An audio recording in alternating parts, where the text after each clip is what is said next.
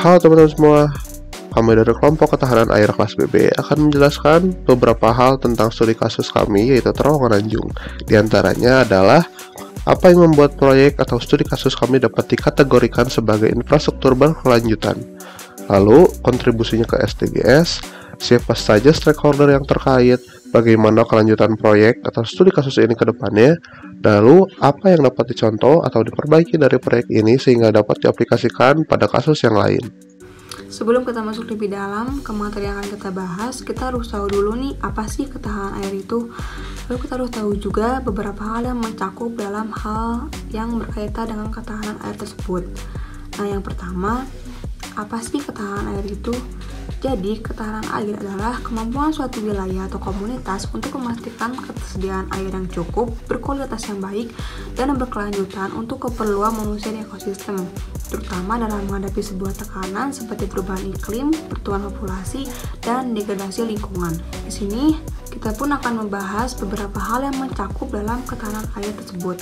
Yang pertama ada ketersediaan air, yang dimana sebuah upaya untuk memastikan bahwa sumber daya air cukup untuk memenuhi kebutuhan manusia di ekosistem, yang dimana termasuk perlindungan dan pengelolaan sumber air. Lalu yang kedua ada akses air, yang dimana mencakup aspek distribusi air bersih, sanitasi, dan akses yang adil dan setara bagi semua orang. Lalu yang ketiga kualitas air, yang dimana fokus pada menjaga kualitas air tersebut agar sesuai untuk konsumsi manusia dan mendukung sebuah ekosistem. Lalu yang keempat ada kesinambungan, yang dimana memastikan bahwa praktik pengelolaan air berkelanjutan dan dapat dijaga dalam jangka waktu yang panjang. Lalu yang kelima ada adaptasi terhadap perubahan iklim, yaitu mengidentifikasi strategi untuk mengatasi dampak perubahan iklim pada ketersediaan air dan kualitas sebuah air.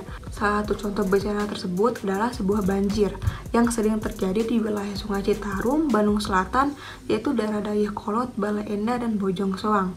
Maka dari itu, pemerintah pusat mengambil alih pembangunan terowongan pada tahun 2018 sebagai bagian dari pembenahan Sungai Citarum dari hulu ke hilir dalam program Citarum Harum. Terowongan tersebut dinamakan Terowongan Anjung.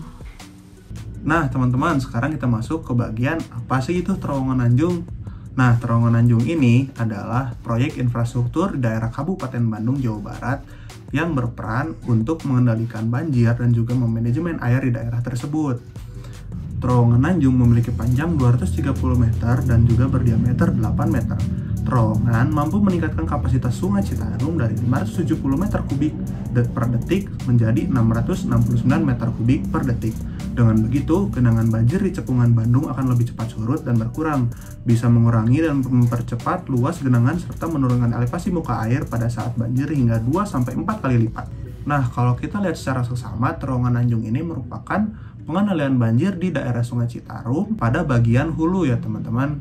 Biaya proyek terowongan Anjung di Kabupaten Bandung mencapai sekitar 352 hingga 353 miliar rupiah. Proyek ini dibiayai melalui APBN dan dikerjakan oleh kontraktor KSO PT Wijaya Karya dan PT Adikarya. Pembangunan terowongan ini dimulai sejak November 2017 dan ditargetkan selesai pada akhir 2019. Terowongan Anjung di Kabupaten Bandung, Indonesia memiliki potensi untuk memberikan kontribusi terhadap beberapa tujuan pembangunan berkelanjutan atau Sustainable Development Goals. Kontribusi ini dapat termasuk SDGs 6, yaitu air bersih dan sanitasi. Terowongan Anjung berperan dalam mengelola air dan mengendalikan banjir yang dapat membantu dalam penyediaan air bersih dan pengelolaan sumber daya air yang berkelanjutan. SDG 9 yaitu industri, inovasi, dan infrastruktur. Pembangunan terowongan merupakan bagian dari infrastruktur yang mendukung pertumbuhan ekonomi dan meningkatkan kualitas hidup masyarakat. SDG 11 yaitu kota dan pemukiman berkelanjutan. Dengan mengendalikan banjir, terowongan Anjung dapat berkontribusi untuk menjaga keberlanjutan hidup sosial dan ekonomi masyarakat di wilayah tersebut. SDG 13 yaitu tindakan iklim. Mengurangi dampak banjir dapat membantu melindungi lingkungan dan mengurangi kerentanannya terhadap perubahan iklim. Dan SDG 17 yaitu kemitraan untuk tujuan. Terowongan Anjung merupakan proyek kolaboratif yang melibatkan berbagai pihak, menunjukkan pentingnya kerja sama dalam mencapai SDGs. Oke, di sini saya akan membahas tentang stakeholder yang terkait pada proyek terowongan Anjung. Pertama-tama kita harus tahu dulu apa itu stakeholder. Stakeholder merujuk kepada semua pihak, baik individu, komunitas, atau kelompok masyarakat yang memiliki hubungan dan kepentingan dalam suatu perusahaan atau organisasi. Mereka dapat mempengaruhi atau dipengaruhi oleh keputusan dan kinerja perusahaan. Oke, langsung saja. Siapa saja sih stakeholder yang terkait pada pembangunan proyek Terowongan Anjung? Yang pertama ada pemerintah daerah. Pemerintah daerah Kabupaten Bandung memiliki peran penting dalam pengawasan dan persetujuan proyek Terowongan Anjung. Yang kedua ada pemerintah pusat. Pemerintah pusat melalui Kementerian PUPR dan Badan Perencanaan Pembangunan Nasional atau Bappenas terlibat dalam koordinasi proyek infrastruktur besar seperti Terowongan Anjung. Yang ketiga ada Kementerian PUPR atau Pekerjaan Umum dan Perumahan Rakyat yang terlibat dalam pembiayaan dan pengawasan infrastruktur proyek, yaitu Terowongan Anjung.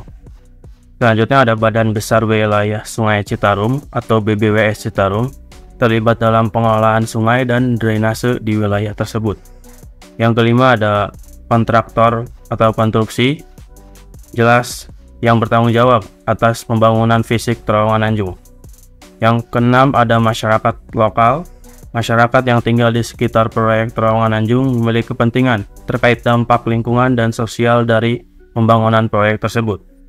Yang ketujuh, ada Forum Komunitas Pimpinan Daerah atau Forkopimda, Jabar, dan stakeholder Citarum Harum. Mereka terlibat dalam pembahasan aturan dan fokus pada penegakan hukum terkait proyek Terowongan Anjung. Proyek Terowongan Anjung merupakan proyek infrastruktur penting yang melibatkan terowongan di Kabupaten Bandung, Jawa Barat, Indonesia. Dari hasil riset kami, terdapat beberapa aspek yang dapat diambil sebagai contoh untuk pengaplikasian kepada kasus lain. Yang pertama ada overcoming construction difficulties. Proyek ini mengatasi beberapa kesulitan konstruksi yang signifikan, seperti contohnya membuka ruang galian yang besar. Hal ini juga menunjukkan betapa pentingnya perencanaan yang cermat dan inovasi dalam mengatasi permasalahan konstruksi.